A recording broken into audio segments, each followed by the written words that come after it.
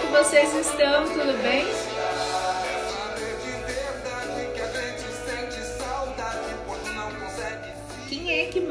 Quem é de vocês? Quem de vocês sente saudade, sente falta? Hoje é dia de TBT, dia da saudade. Quem é que sente falta da aula presencial, né? Quem é que sente? Eu sinto muita falta. Eu sinto muita falta dos gritos dos alunos, do movimento dos professores, né? A gente sente. Nós temos hoje 2 lives, tá, pessoal? Nós temos 2 lives que elas vão acontecer agora com o professor Paulo e 20 horas e 10 minutos é uma live comigo somente. Uma live solo, só eu e você aqui, ó, conversando sobre busca ativa de alunos. Então tem 2 momentos. Agora é a live com os convidados, né? A live que eu tô fazendo com uma série de lives, e essas lives são com convidados. E ontem, hoje e amanhã eu vou ter aqui comigo o professor Paulo.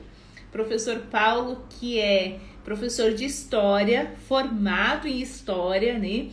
Mas é um educador, consultor, escritor, e que ontem esteve aqui falando junto, né? Nós falamos sobre a questão de certezas e incertezas relacionadas aos docentes, né? Nesse processo que nós estamos vivendo. E hoje nós vamos falar das certezas e incertezas que estamos vivendo relacionadas às famílias. E amanhã a conversa é relacionada aos alunos, tá bom? Mas hoje, já reforçando aqui, não perca 20 horas e 10, tá? 20 e 10, nós vamos fazer a live, vou fazer a live sobre busca ativa. E eu espero você, tá bom? Vamos lá, então, vamos ver, professor Paulo, meu convidado especial aqui. Quem assistiu a live de ontem? Quem esteve aqui na live com o professor Paulo ontem? Bom dia, minha comadre amada Eliane, tudo bem? Oi, Paulo, tudo bem? Olá, tudo bem, tudo em paz, graças a Deus. Acho que o Zoom tá ativado aqui, né? Não? Tá tranquilo? Parece que eu ouvi a minha voz. Agora não. Ah, então tá. E aí, Paulo, como é que você está? Tudo tranquilo? Melhorou do Covid? Tá se sentindo bem? Tudo bem, tudo bem. Estou aprendendo a lidar com uma sequelazinha aqui, mas tudo passa. Paulo, mais uma vez quero agradecer você por estar aqui comigo nesse bate-papo gostoso sobre os desafios que a gestão escolar enfrenta nesse momento que nós estamos vivendo, convivendo, né, todos, que nos pegou de surpresa o ano passado, mas que nós temos que nos adaptar, não adianta, né? Eu até fiz um post ontem, né, que as dificuldades chegam. Ou nós sentamos e resolvemos, né? Ou nós resolvemos, ou nós sentamos e choramos. E eu não sou uma de ficar sentada chorando. Eu até tenho um momento de respiro, mas depois vamos lá resolver, correr para a vida. E você também é assim, né, Paulo? Eu sou otimista, eu acredito que em breve a gente vai ver esse barulho aí das crianças que você estava falando. E eu acredito no otimismo que vem da nossa capacidade de resiliência e de antifragilidade. O momento é sério, o momento é difícil, mas assim, nós temos que cada vez mais ter fé. Não uma fé que seja fanática, mas uma fé que tenha a capacidade de se unir com a razão para buscar saídas e soluções. Uma delas é a formação continuada online, é o que nós temos para hoje. Né? É isso aí.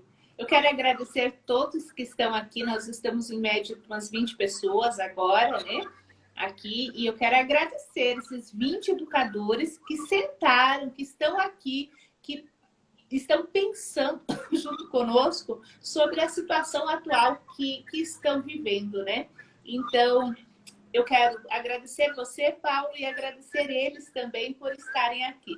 Lembrando que quem é do perfil do Paulo, que não me segue, vou fazer um convite especial, tá, Paulo, agora no início, para que me sigam, anapaula.gestão escolar. No meu perfil, você vai encontrar pontos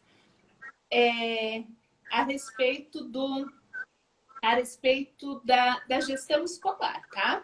E eu também convido que sigam o perfil do Paulo, que é Paulo H. Souza. @ Paulo H. Souza Alvo.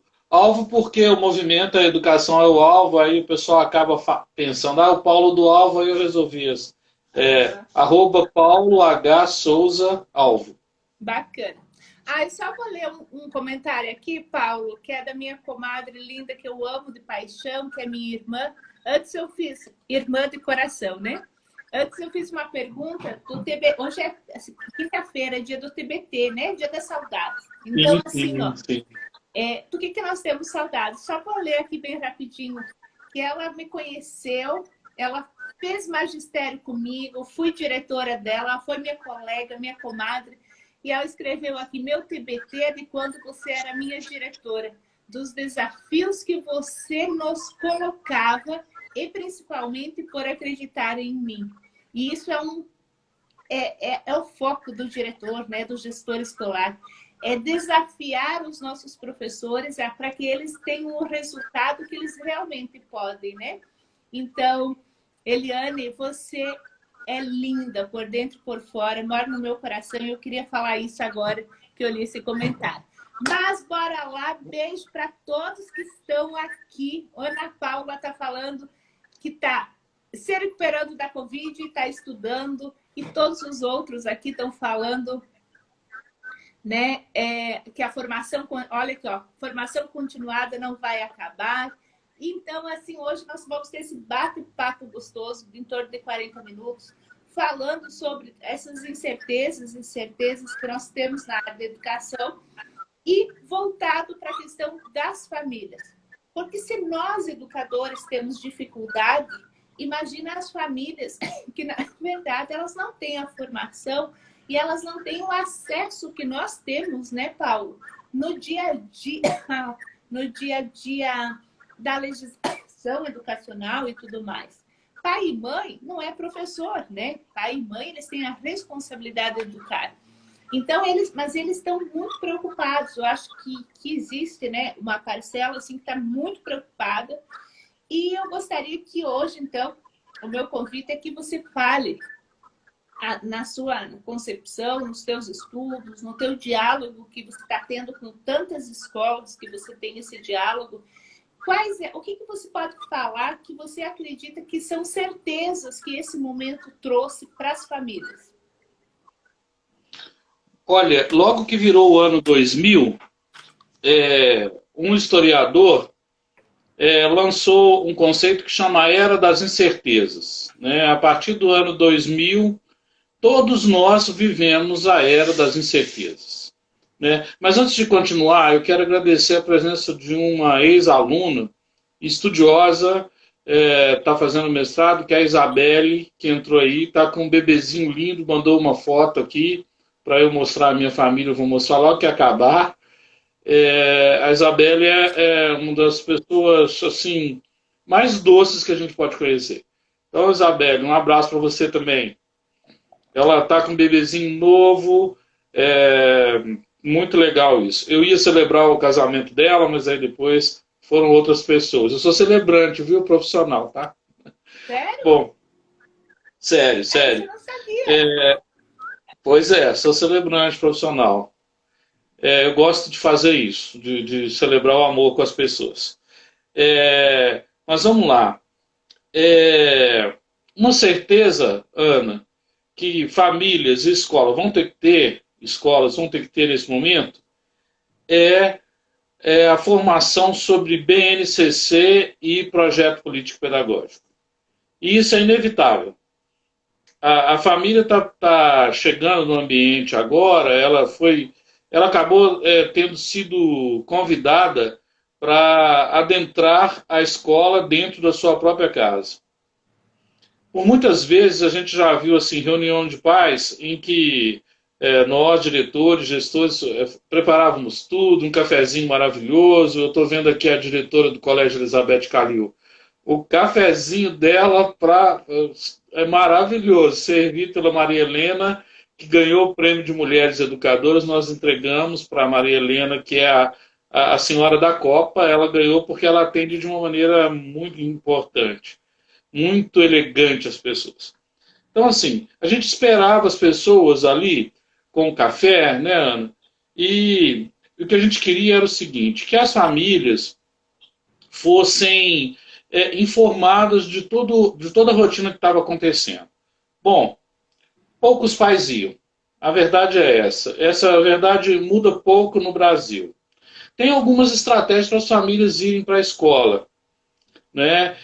Talvez fazer uma apresentação artística com o filho dele para ele tirar foto e aí a gente tira 40 minutos para ele ouvir um palestrante. E aí vai a avó, vai papai, vai a mamãe, quem dá conta, porque a criança vai se apresentar, o adolescente vai se apresentar, o pré-adolescente, quando chegar lá no ensino médio é mais difícil. Mas assim, quando então chega uma coisa até a inevitável. oitava série já começa a ficar difícil, né? Porque aí eles querem uma certa distância, né, da família. Alguns, né? Tem uma minoria que topa.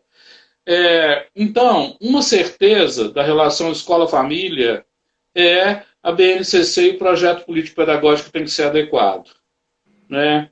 E ele vai ter que ser, isso é inevitável fazer, não dá para a escola comprar de ninguém, não dá para a escola contratar uma consultora para escrever, porque agora a família está mais antenada.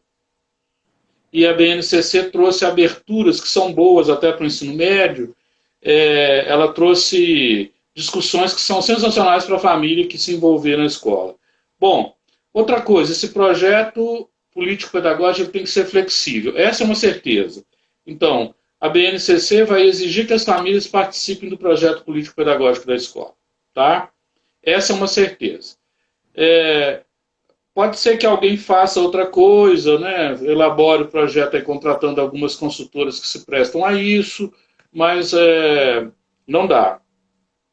A segunda certeza, e são 7, tá, Ana? São 7. A segunda certeza é evitar comparação. A família tem que evitar algumas comparações. Primeira, comparação do filho dela com o filho de outra pessoa. Por quê? Os filhos estão tendo acesso agora a um modelo de escola remoto, emergencial, e agora remoto. Emergencial foi nos primeiros 6 meses, né? Eles estão tendo que conviver com uma escola que é nova, um modelo de educação que é novo, né? Até então, presencial reinava. Então, assim, evitar comparações desse período com o presencial, porque não é a mesma coisa. Essa é uma certeza. E eles têm que também evitar comparações do seu filho com o filho do outro. Isso tem que acontecer. Por quê? O primo é diferente, cada pessoa é uma pessoa, cada ser humano é um ser humano. E não querer modelar o projeto de vida dos filhos, porque hoje em dia muitos querem ser youtubers, mas nós vamos precisar de médicos, enfermeiros, vamos precisar de professores, vamos precisar de engenheiros, vamos precisar de gente que... Nada contra os influencers, mas não é só isso. A vida vai requerer de nós uma reconstrução. Então, é ruim que o pai e a família tentem interferir no projeto de vida do filho e ele vai ter que estudar projeto de vida na escola. Por isso que eu estou falando isso. Uma vez que a BNCC trouxe essa questão, todas as escolas vão ter que estar voltadas para pensar o projeto de vida. E alguns pais, infelizmente, confundem participação na escola com ingerência. E isso é muito ruim. Uma coisa é o pai participar na escola, outra coisa é ele querer dizer como que a escola tem que ser. Ah, mas na minha época, certa vez eu estava atendendo uma família, e aí a criança, e o pai falou, na minha época, a mãe falou, na minha época. Aí a criança, assim, de uns 7 anos, ela levantou e falou assim, Ana, É muito interessante isso. Ela falou assim, pai, você está na sua época ainda, você não morreu. Ou seja, sempre é tempo de aprender. Essa é a terceira certeza. Então, a primeira é, precisamos de um projeto político-pedagógico consistente, vinculado à BNCC e ao novo ensino médio. Essa é a primeira certeza. Segunda, evitar comparações de instituições e de pessoas que são ligadas ao seu filho, seja um colega, um primo, um familiar. Seu filho é seu filho. Se o outro já está escrevendo com letra cursiva, se ele tem uma coordenação motora fina mais ágil, se ele aprendeu a ler, o Rubem Alves falava que isso é que nem pipoca, né? Cada um estoura no momento. O importante é não deixar ninguém ficar pelo ar, né? Ou pelo ar, viajando no ar. Né? Então, a segunda coisa é isso. Evitar comparações do seu filho com relação ao filho do outro e de uma escola com relação à outra. A família tem que aprender isso. Ah, lá na escola da rua de cima é assim. Quando ela conhece o projeto político-pedagógico e ela discutiu, conviveu, comunicou bem com os pais e com as famílias, ela tem clareza de que aquela escola é a escola que ela escolheu. Que aquela escola não é algo acidental, mas é algo que foi fruto de uma escolha. Então, essa é a segunda coisa. Bom, a terceira. Nós estamos vivendo um período que as famílias estão sofrendo muito. Hoje, mais cedo, eu respondi a uma entrevista de uma revista semanal. Eles estavam perguntando qual que é o maior desafio? É a exaustão. Chama-se burnout parental. Ou seja, é uma síndrome de exaustão. Os pais estão exaustos, tá? As famílias estão exaustas de conviver com o filho. E estão descobrindo as dores e as delícias de ser pai e mãe daquela criança ou daquele adolescente. E isso é bom, porque as pedrinhas do rio só ficam lisas porque elas batem. Então, os conflitos do pai, home office, talvez com compromissos financeiros que ele precisa acertar, o índice de desemprego aumentando, a fome, e aqui eu faço uma parte, o nosso movimento tem feito o recolhimento de livros usados, para quem é de Belo Horizonte, itens da cesta básica e material de limpeza para ajudar famílias em situação de vulnerabilidade. A fome chegou, o desemprego chegou, e o pai está ali com um nível de tensão, certo? E isso leva à exaustão. As mulheres, Ana, as mães, elas estão exaustas. A começar aqui de casa. Tá? Não vou... Por quê? Eu agora me levantando, Covid, um pouco lento, dolorido, não conseguindo ajudar como eu ajudo. Eu sempre quero ajudar. Existe essa exaustão e esse burnout parental. A criança não está aguentando mais olhar para o pai, porque estão ali, imagina um apartamento de 2 quartos, até mesmo uma casa. Então, esse burnout parental é uma certeza. Nós vamos ter um período de exaustão durante e depois a pandemia. Isso é certeza. Bom, a quarta coisa, que aí já inclui a relação da escola com a família. Tudo inclui, mas o professor Flávio está dizendo aqui em casa todo mundo está pirando. Né? Mas assim, planos de estudo tutorados do ensino remoto. Isso está gerando exaustão no professor e nas instituições, e sobretudo na família. Para você ter uma ideia, onde é o para casa, uma vez que a criança está em casa? A aula e o para casa se fundiram. Ok? E aí, a família está sendo obrigada, o pai, a mãe, né, estão ali trabalhando e tem que cuidar também do plano de estudos tutorado do ensino do filho. Isso requer chamar atenção, isso requer dar elogios, dar feedbacks positivos, dar feedbacks que nem sempre são positivos, mas são construtivos. Filho, a letra não está boa. Filho, você interpretou mal. Só que isso está deixando os pais exaustos. Os professores também. Mas nós estamos falando de família hoje. Então, essa exaustão e esse burnout parental devido ao plano de estudo tutorado do ensino. Ou seja, essa é a quarta característica de certeza. Os planos de estudos vão ter que mudar. E quando eu toco nisso, eu estou falando também de avaliação. Falei ontem e volto a falar hoje. O modelo de avaliação que a família tem na cabeça, da minha época, esse complexo de Lady Kate, eu falo isso em um dos meus livros, eu falo, eu estou pagando, então quem manda na escola sou eu. Não. E o complexo de Gabriela, né? Eu nasci assim, vai ser sempre assim, eu quero que tudo seja assim. A escola não vai ser mais como a família pensou que ela seria. A escola que se mantiver tradicional, ela vai ser uma escola residual. Essa é um mantra que eu estou repetindo. O que é uma escola residual? Ela está sobrando, é um resíduo daquela sociedade que a gente tinha antes do Covid. Agora a escola vai ter que ter ensino remoto mesmo, a família vai ter que participar, até o ministro está levantando a possibilidade de homeschool, né? Não sei como que vai querer isso, tem que pensar isso, o vínculo das pessoas, né? E a quinta certeza, desculpe, a quinta, é manter o vínculo entre a família e a escola.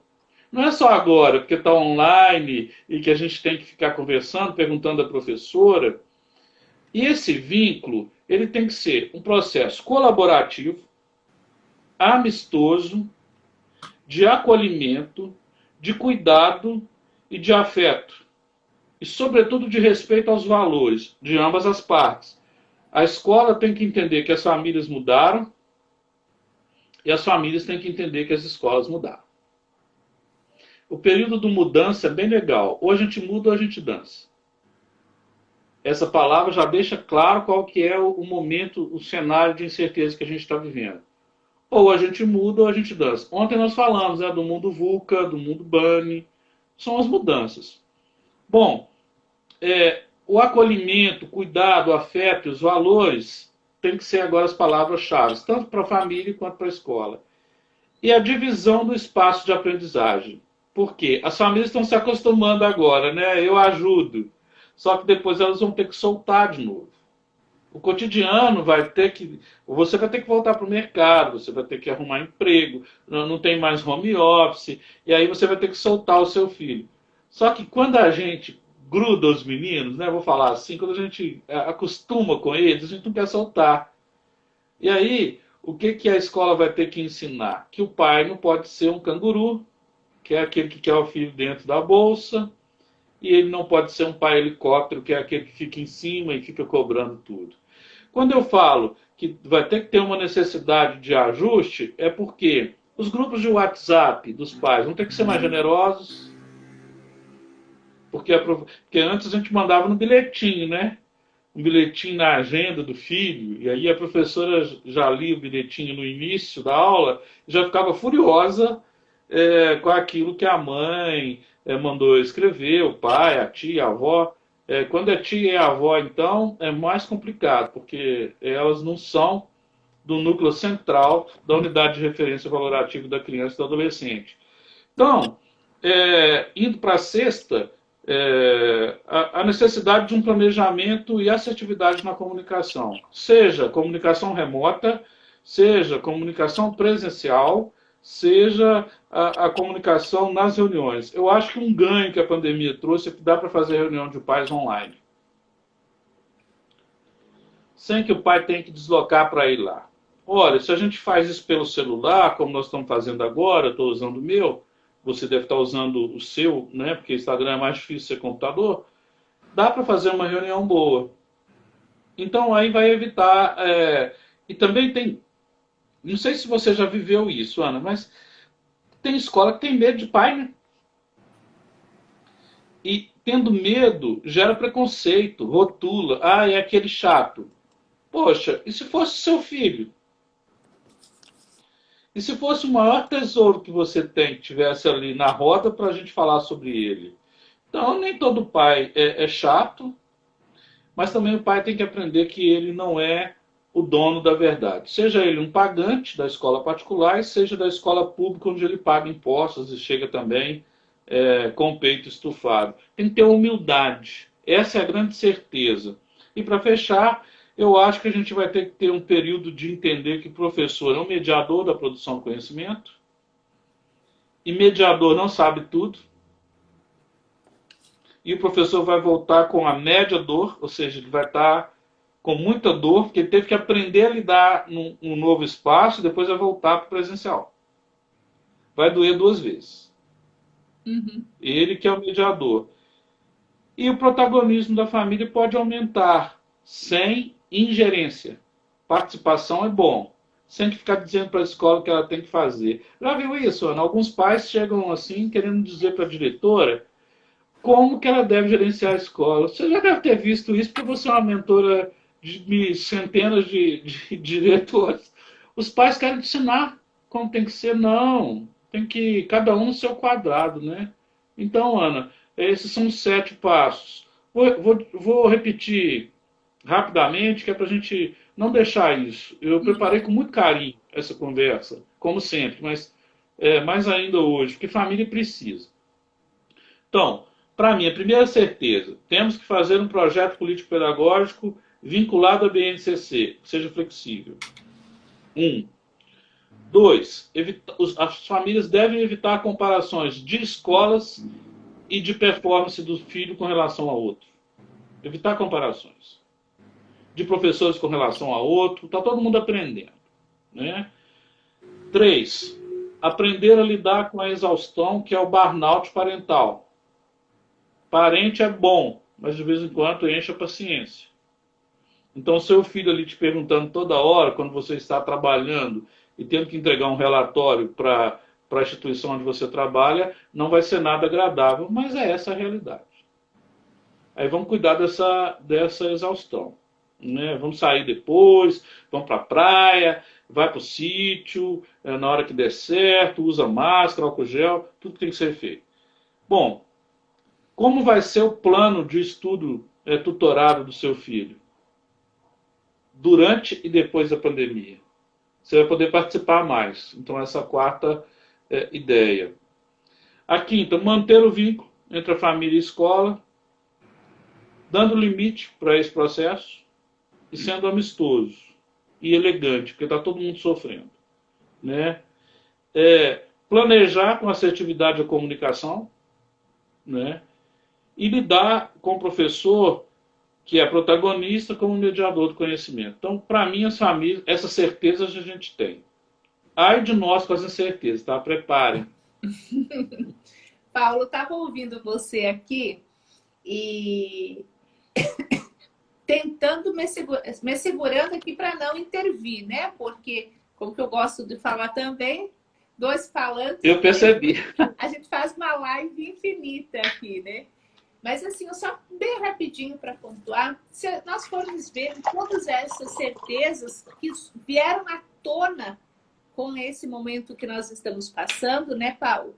Nada mais é do que o discurso que a gente tinha, né? Nós já tínhamos esse discurso de ouvir a família, de trazer a família, de contactar com a família, observando os diferentes espaços, os diferentes segmentos, de observar o que, quando a gente faz o diagnóstico da família, lá para o PPP, é isso, é saber qual é o melhor momento, qual é o melhor horário, né? Então, até eu quero pegar uma fala aqui da minha mãe, que ela fez uma live, ela esteve aqui comigo na segunda-feira à noite. Minha mãe é educadora por mais de 50 anos, alfabetizou... Eu vou assistir, não deu segundo. Foi lindo, Paulo. 22 anos de alfabetização e depois ela passou para a área da gestão. Foi diretora, secretária de educação, secretária de escola, enfim, um caminho lindo. Filho de peixe, né?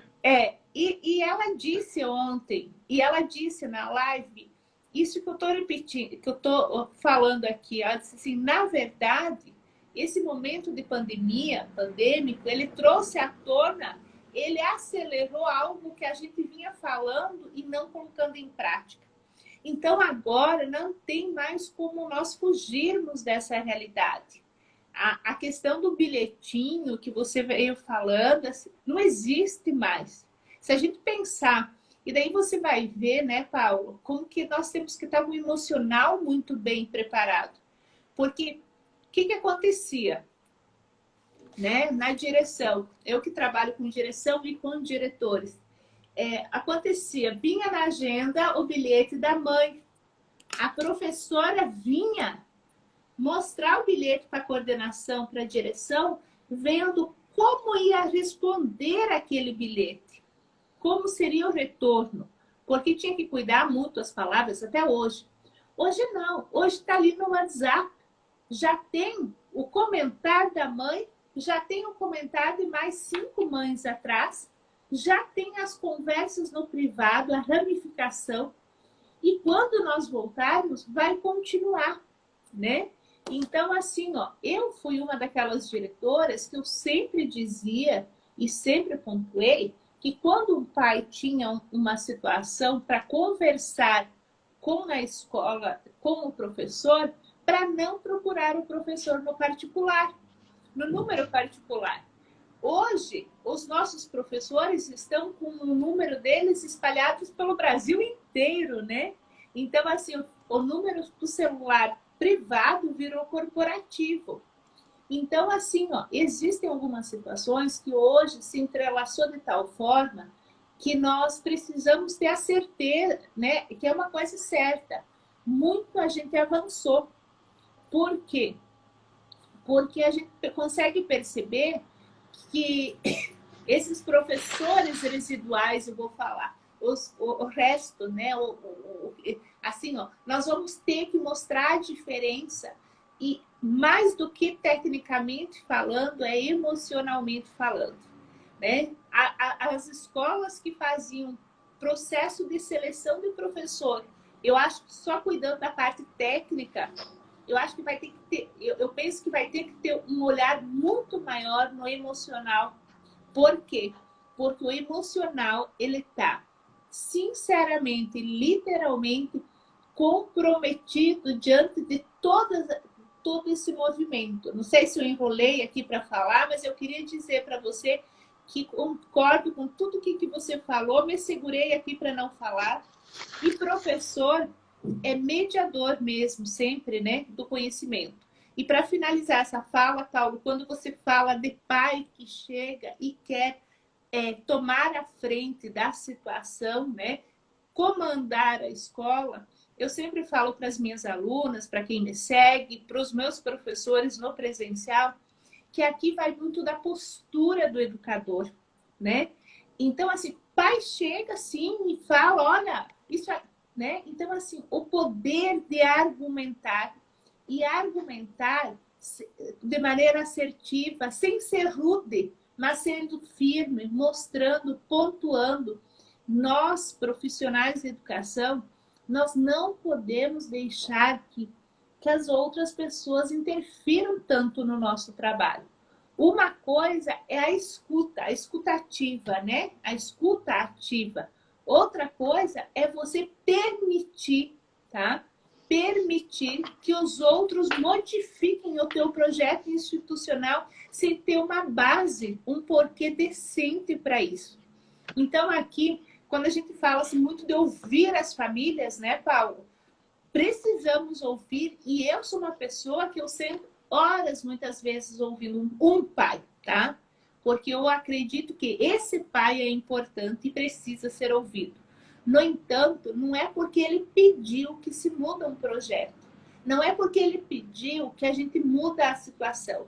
Mas o que ele falou pode me servir de base para futuras ações, né? E para intervenções que eu preciso fazer. Então, para finalizar essa primeira parte, eu queria falar da postura. Tenhamos postura na hora de trazer à tona um novo projeto. Agora que estamos nessa história, ensino híbrido, ensino remoto, ensino online, ensino por rota de estudo, né? Tenhamos um argumento que seja plausível, né, para os nossos pais, para os nossos alunos. E quem é gestor que está aqui nos escutando, né, a família só vai acreditar nessa forma de educar se você transmitir confiança e segurança, né? Não é a segurança do que vai o que vai acontecer depois. É que esse momento, essa forma que a tua escola está trabalhando é a que condiz para a melhor forma que condiz para a realidade da instituição. Falei demais, é para você falar hoje. Nada, ótimo. Isso que você está pontuando é muito sério, porque é a credibilidade, né? O gestor pode abrir. Por que eu comecei com o aspecto legal, que é fazer o projeto político-pedagógico? Porque do projeto, aí nós vamos ter o regimento interno.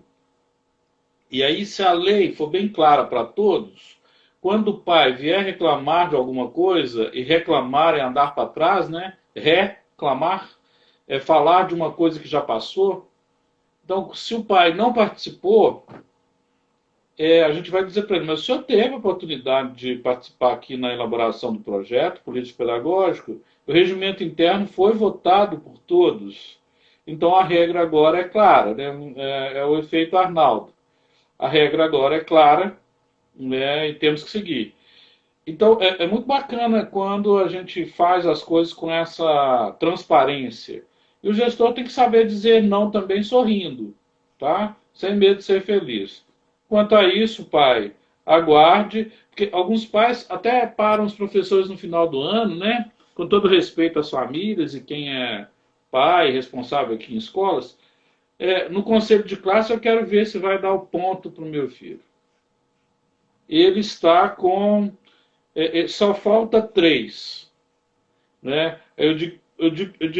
Dizia sempre para os pais, não falta 3 não, falta 53. Ok? Ele teve 100. E ele só conseguiu 57. Quando a gente falava de nota só, mas meu filho é muito bom lá em casa. Mas aqui as habilidades comportamentais dele não estão do mesmo jeito. Talvez mudou o ambiente, mudou a forma de comportar. Então, é muito importante que o gestor se prepare. E hoje eu vi uma colega nossa, que é até autora junto do nosso livro Educação Semeadora, a Isabela Toledo, ela estava fazendo hoje um curso de comunicação não violenta. O quanto é importante que o gestor escolar tenha um curso de comunicação não violenta. Quem sabe a gente pode criar um aí juntos em ano. Pensa aí, tá? Para ele aprender a dizer as coisas ásperas, mas dizendo de maneira clara. A gestão com comunicação não violenta é uma certeza. Nós vamos precisar. Porque muitos pais retornarão também ásperos, por vários motivos. Nem todos os motivos terão ligação direta com a escola. Os pais vão voltar porque eles são machucados, porque teve luto, perdeu alguém, perdeu o emprego, que também é um luto. Então, assim, a gente tem que estar preparado para atender e entender bem. A palavra entender é muito clara, né? Entrar na tenda, é se colocar no lugar do outro, é ter empatia, mas o gestor também tem que dar um distanciamento para a família e explicar para a família a diferença de participação e ingerência. Tem coisa que é a gerência do gestor. A família não tem que se envolver. Né? Bom, quanto às incertezas, né, Ana, que agora é o nosso aspecto, também são 7, eu elaborei 7 também. A primeira incerteza é que vai estar todo mundo com essa. O estudante aprendeu mesmo durante as aulas de ensino remoto? Isso tem a ver com o nível de aprendizagem e a capacidade da escola de fomentar uma avaliação diagnóstica. Essa avaliação diagnóstica não pode ser feita só pela escola. A família vai ter que ajudar. Porque a família estava lá na hora que o aluno estava enfrentando algum...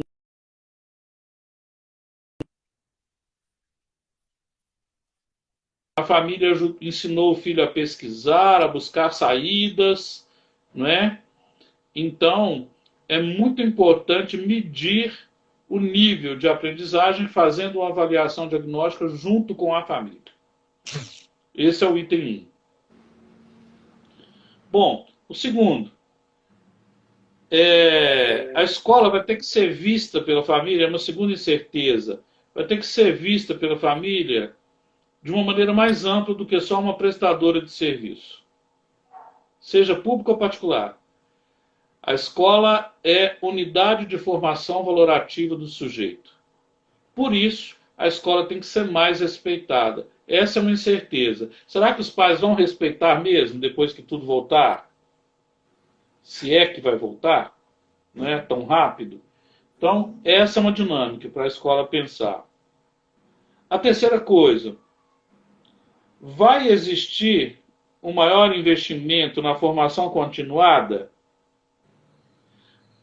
A família tem que estar dentro do projeto de formação continuada, não é?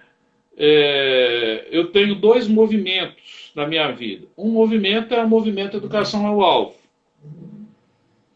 O outro nasceu em 2019, ele chama Escolas das Famílias.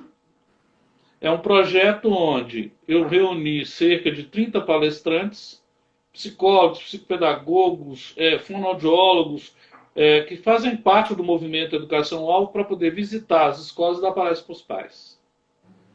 Se a escola tem uma demanda de avaliação, leva um consultor que entende disso para falar com o pai.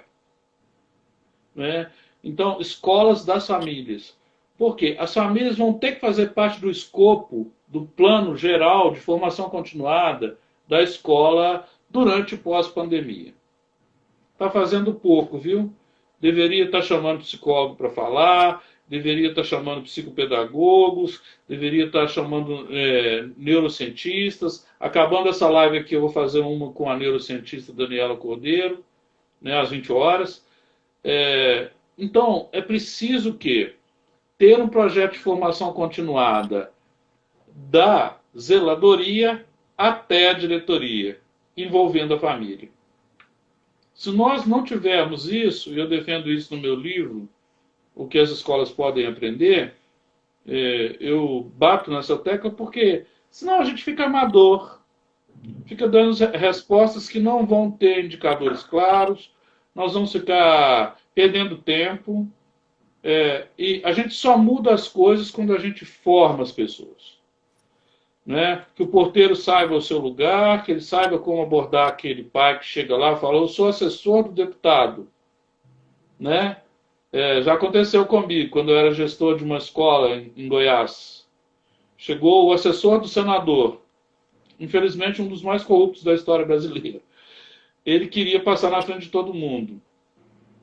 E ele falou para mim assim, para a secretária da escola: eu sou o dono dos bois, eu quero falar com o dono dos bois. Eu disse: poxa, mas aqui é a escola, não é fazenda.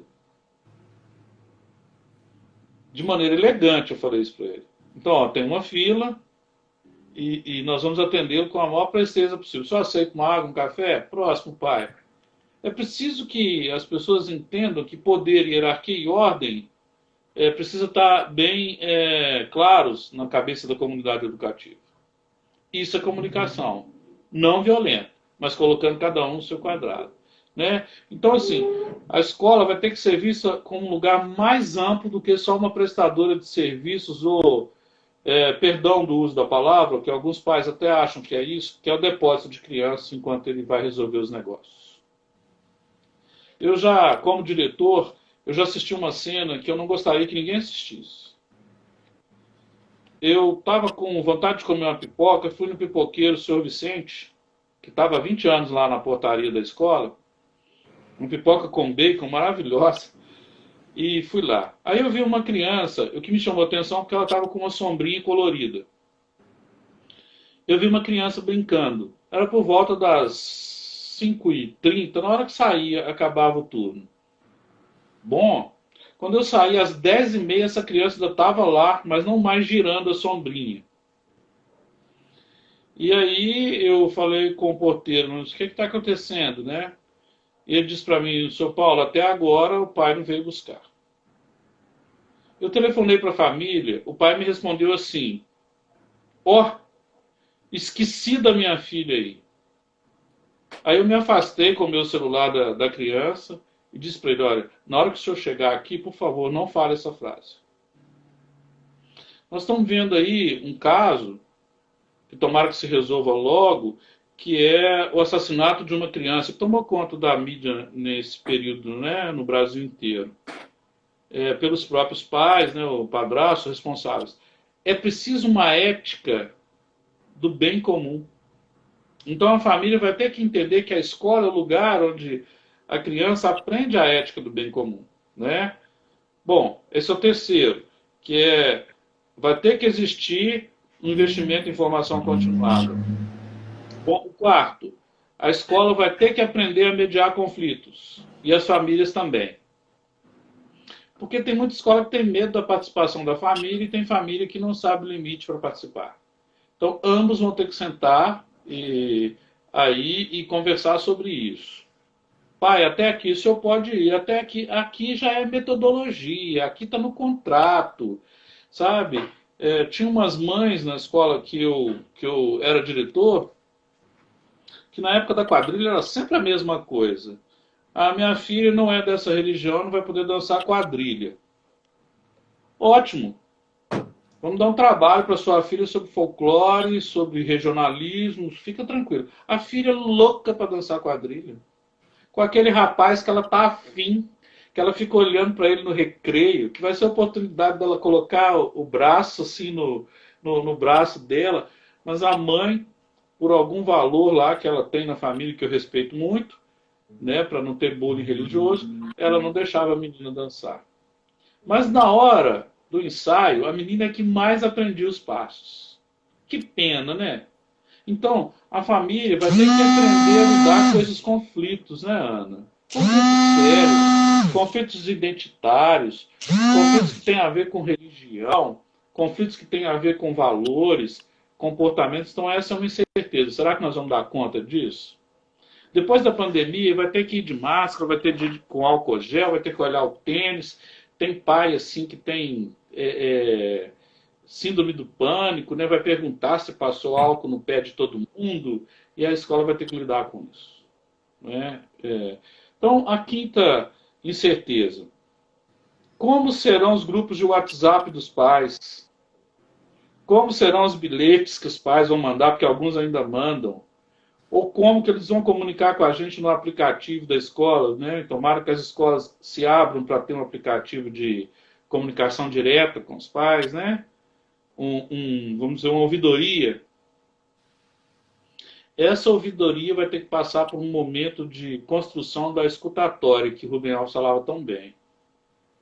Nós vamos ter que aprender a nos escutar. Não é? Bom, por quê? A sexta coisa, como vai estar a saúde física e mental das pessoas? Essa é uma incerteza. Muita gente construindo aí muitas comorbidades por causa do Covid. Né? Então as crianças podem chegar dolorosas pelo luto, elas podem chegar doloridas pela relação que viram se deteriorar com o pai separando da mãe, violência doméstica. Os adolescentes vão chegar um pouco mais revoltados e alguns até com autolesão. Alguns querendo abraçar porque são muito felizes, muito alegres, são amistosos e gostam dos colegas e não vai poder, né, para garantir a própria saúde física e mental dele. Então, a sétima coisa é que eu já falei. Participação não é ingerência.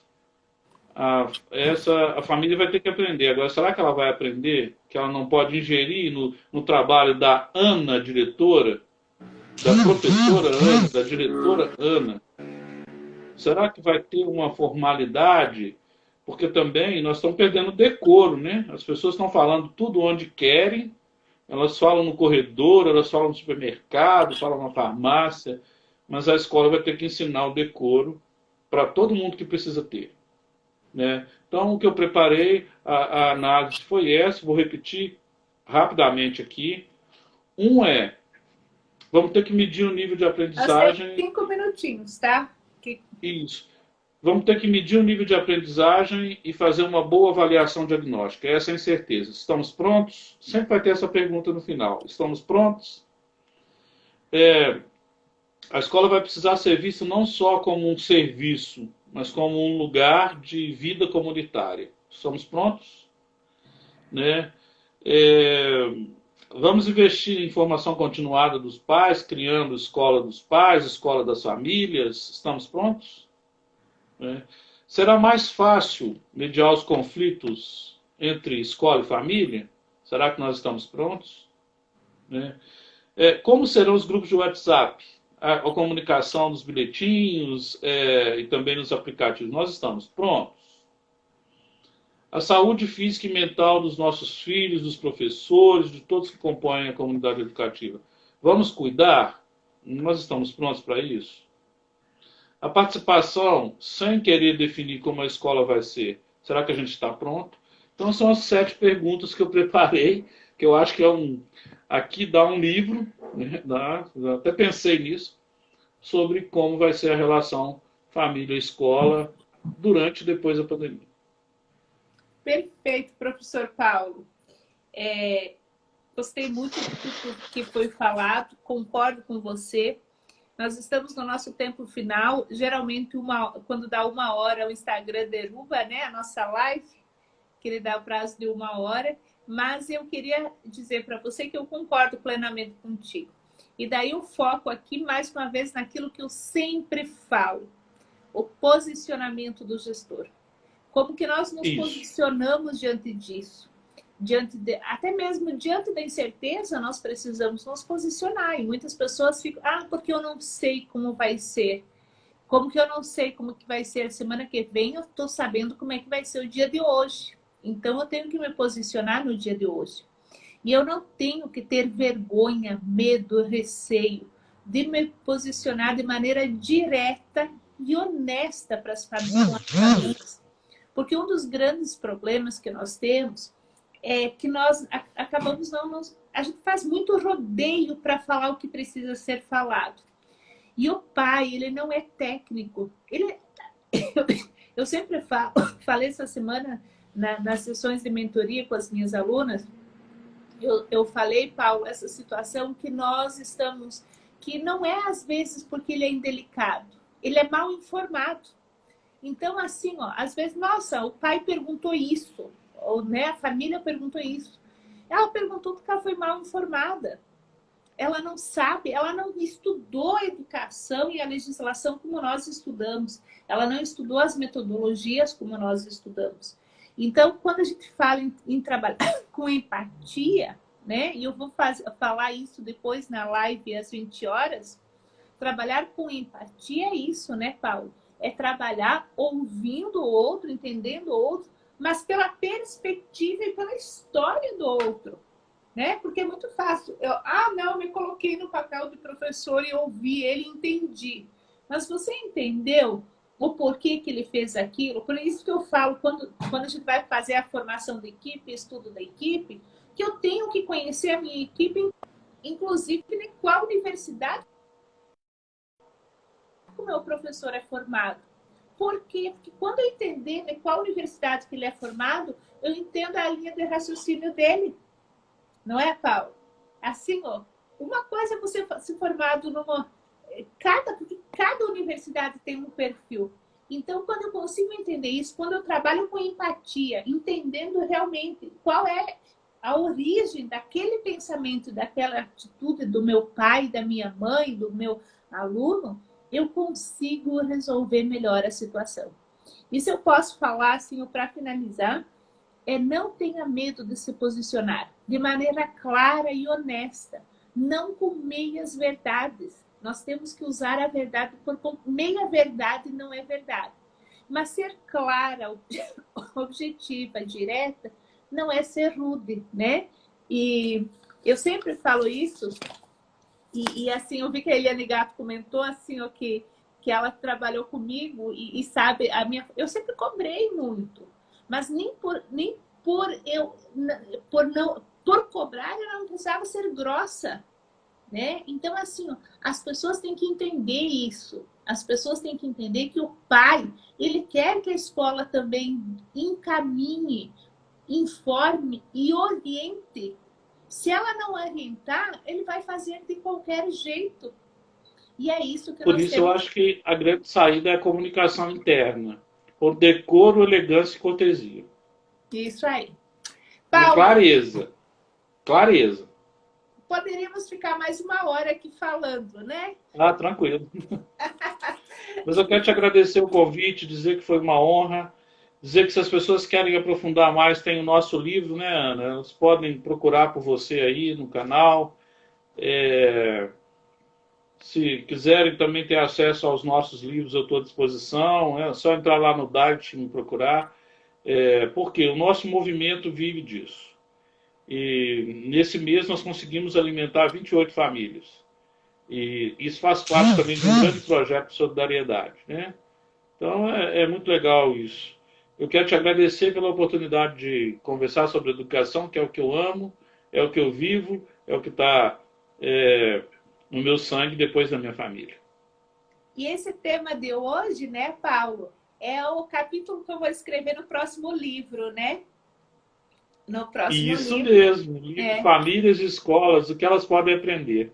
Isso, famílias e Convidamos os escolas. escritores que estão aqui dentro também, se quiserem participar, está aberto. Ah, bacana. Olha aí, ó. Ó, o convite é aberto para todo mundo. Então, assim, ó, no próximo livro eu vou estar escrevendo um capítulo, né? O livro é em maio, né? Maio, 29 de maio. É 29 de maio, ele é lançado, onde que tem um capítulo onde que eu falo sobre a conexão entre família e escola e a responsabilidade do gestor para fazer essa conexão, né? Pessoal, e o posicionamento, né? Você é ótima no posicionamento. Pessoal, muito obrigada. Eu quero agradecer as minhas alunas que estão aqui. Eu acho que tem bastante gente do teu perfil, pessoas aqui. Parabenizar vocês que ficaram aqui conosco 1 hora, tá? Pensando sobre educação, refletindo sobre educação, sobre família, sobre, né, o processo como um todo. Amanhã nós vamos falar aqui sobre os alunos nesse momento, né, que nós estamos vivendo e depois também no retorno às aulas. E nós esperamos vocês amanhã às 18 horas. E eu espero vocês agora, 20h10, aqui no meu perfil, falando sobre... Nossa, me faltou. 20h10, nós vamos falar sobre busca ativa dos alunos agora, nesse momento. Lembrando... Muito importante.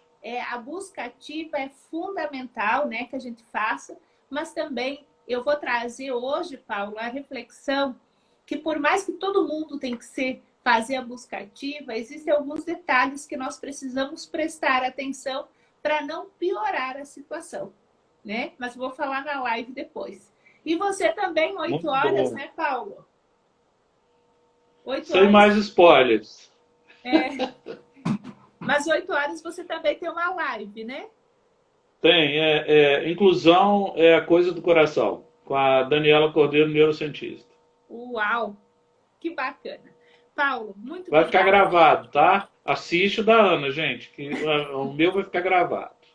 Então, tá bom. Pessoal, quem ainda não se inscreveu para a jornada gratuita do gestor escolar, 5 aulas gratuitas, vai ser pelo YouTube, não é pelo Instagram. Então, você precisa, tá, fazer a inscrição. 5 aulas gratuitas, domingo, segunda, terça, quarta e quinta, tá? E na quarta, eu vou abrir inscrições para a nova turma de gestão escolar na prática, professor Paulo. Então, para quem quiser... Vale a pena, hein? Vale a pena, pessoal, matricula logo. Mas não importa, pessoal, se você não tem interesse no curso pago, faça igual a jornada gratuita, que eu tenho certeza que já vai fazer um diferencial na sua vida. Professor, muito obrigada, tá? Que Deus te ilumine. E um abraço para você aí. Melhora muito bem, tá? Ficar sem nenhum sintoma e sem nenhuma sequela dessa Covid aí. Um abraço para toda a tua família. Tudo de bom. Obrigado, Ana, pelo convite. Até. Tchau, tchau. E, pessoal, vocês aí não esqueçam, tá? Logo mais, 20h10, daqui a 1 hora, mais ou menos, vamos voltar aqui conversando sobre a busca ativa, né? Quem que precisa conversar sobre isso? Todos, tá? Todos, professores, coordenadores, gestores. Inclusive, hoje de manhã eu comentei na live de hoje de manhã para que você fizesse o convite para toda a tua equipe. Como é que eu faço convite, Ana Paula? Manda o aviãozinho que vai estar aqui embaixo da live, tá? manda o link aqui do meu Instagram para a tua equipe de trabalho, que tenho certeza que vai valer a pena. Pessoal, então até daqui a pouco. Obrigada a todos vocês que estiveram aqui comigo. Que Deus ilumine a cada um e cada uma de vocês. Um abraço.